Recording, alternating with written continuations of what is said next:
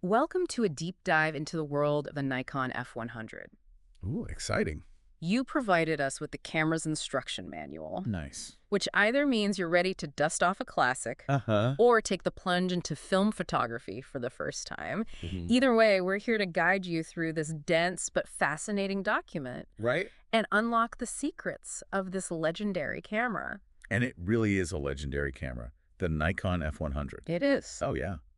This isn't just any film camera. It was considered semi-professional back in the late 90s. Wow, really? Yeah. Okay, so before we jump into the nitty-gritty of the manual, Sure.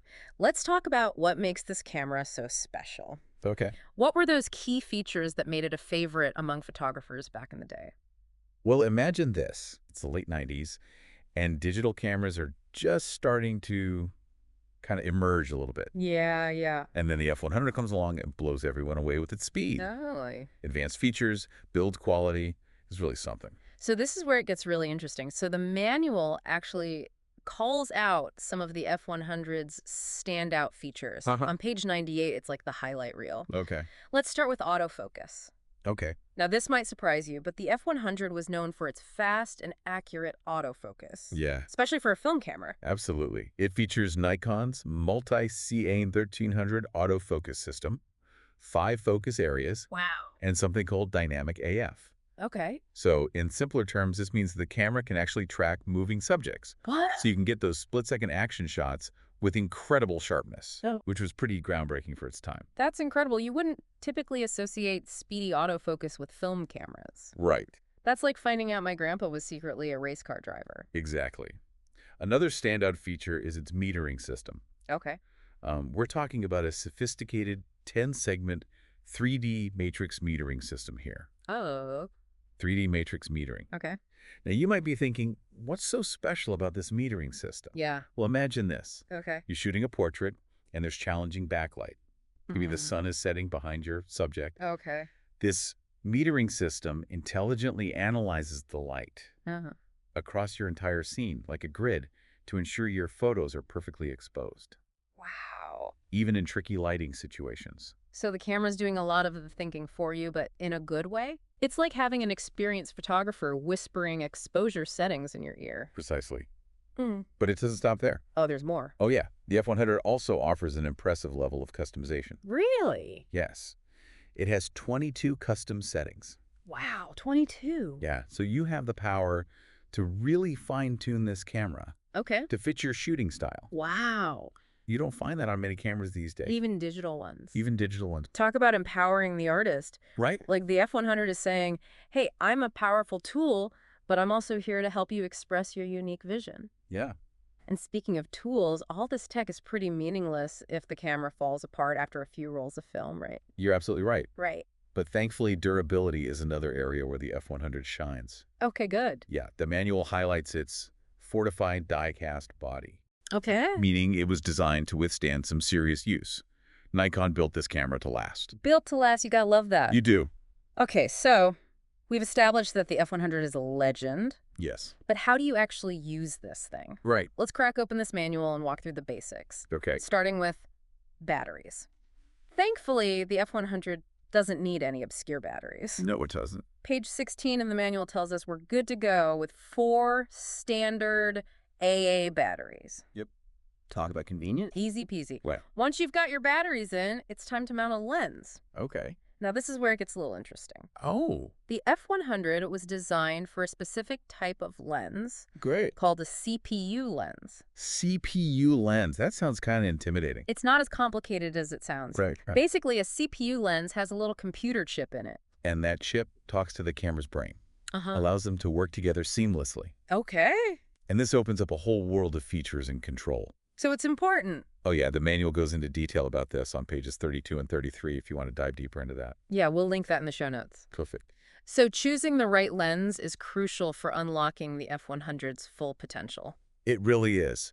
In fact, the manual highly recommends using D-type CPU lenses Okay. because they provide even more information to the camera's metering system, Oh, wow. especially that advanced 3D matrix metering that we talked about. Makes sense. Right tool for the job. Exactly. What's next? We've got batteries, a lens. Yeah. Is it finally time for film? You know it. Loading film into a camera for the first time, it can be a little intimidating. It's scary. But the F100's manual does an excellent job of guiding you through it. Okay, good. With really clear illustration. Yeah, those are super helpful. Those are on pages 20 and 21. I always appreciate a good diagram. For sure. Okay, let's say we've got the film loaded, we're ready to start shooting, we're feeling good, confident, but then we look at all those buttons and dials. So many buttons. Where do we even begin? Right. That's where those basic operation steps come in. Oh. Starting on page 15. Before you even lift the camera to your eye, you want to make sure you're set up for success. Makes sense. The manual dedicates pages 22 and 23 to focus modes. Focus modes, okay. Yeah, think of the focus mode as choosing how the camera sees your subject. Okay, Do you want it to lock on to something that's stationary? okay. Or do you need it to track something that's on the move? So if I'm shooting a portrait, I'd want it locked on, but if I'm at my kid's soccer game, I'd need that tracking mode. Exactly. And the F100 offers both. Does it really? It does. It has single servo AF, Okay, S for stationary subjects, okay, and then continuous servo AF or C okay. for those action-packed moments. That makes perfect sense. Right. Now I see a bunch of different focus areas on the camera. Yeah. What are those all about? Great question. Those focus areas give you even more control over where the camera focuses Okay. within the frame. Wow. So you can choose to let the camera automatically select the focus point, Okay. or you can be like, nope, I want it right there. Oh, cool. And you can manually choose it yourself. Wow, that's awesome. Pages 37 to 39 break down all the different AF area modes. Okay, so I can get really precise with my focusing. Oh, yeah. That's impressive. And if you're composing a shot where your subject isn't in the center of the frame, Okay. you'll want to use the focus lock feature. Focus lock? Uh-huh. That's on pages 40 and 41. Okay.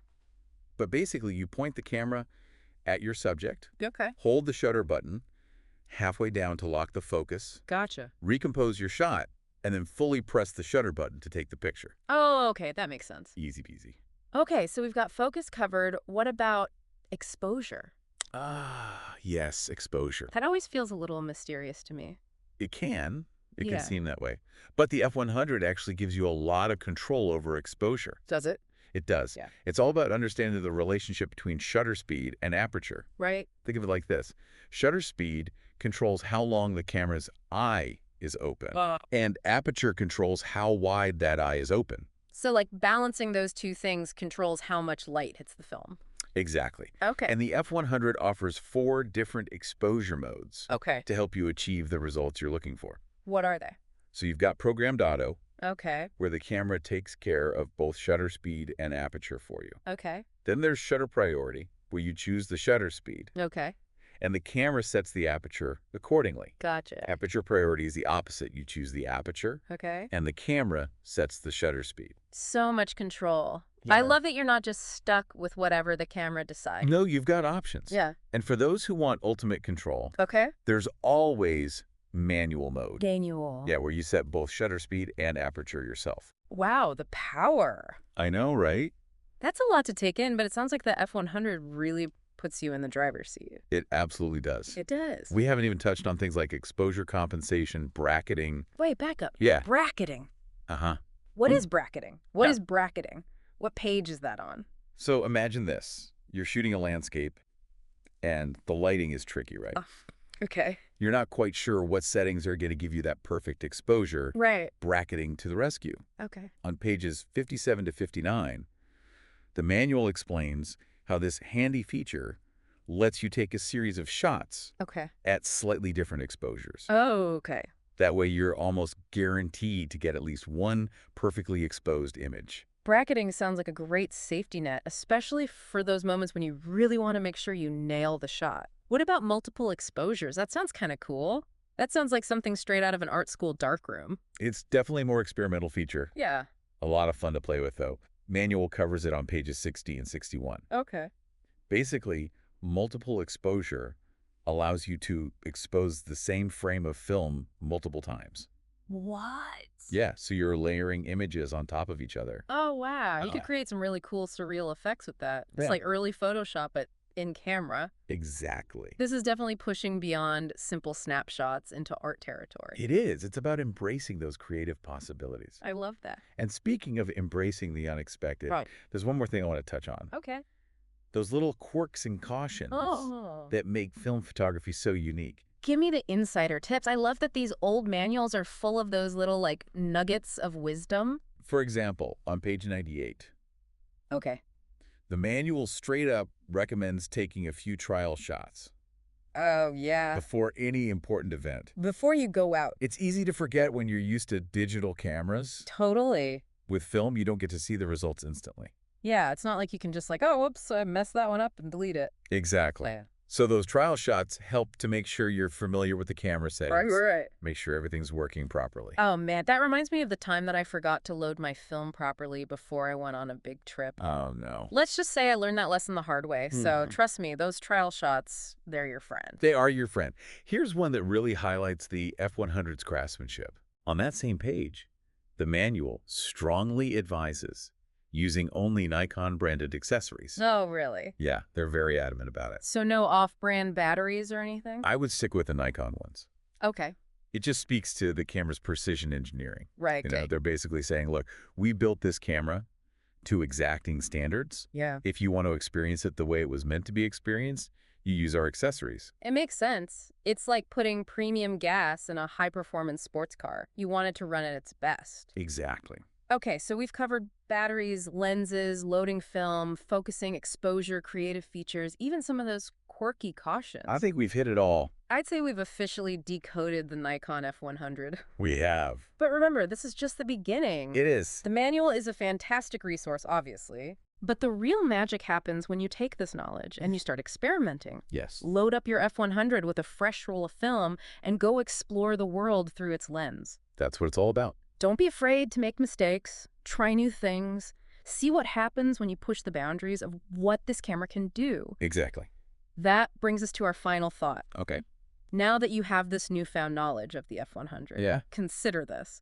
The beauty of film photography lies not just in the technical aspects, but in the way it forces you to slow down, observe the world around you more closely. Be in the moment. Yes, connect with the art of photography on a deeper level. You got it.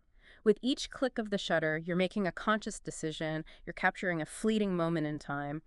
And those moments captured on film, they have a certain magic that's hard to replicate with digital.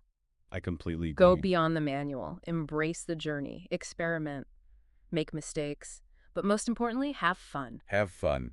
Who knows what photographic treasures you'll uncover. Beautifully said. We hope this deep dive has inspired you to rediscover the magic of analog photography with the legendary Nikon F100. Happy shooting, everybody!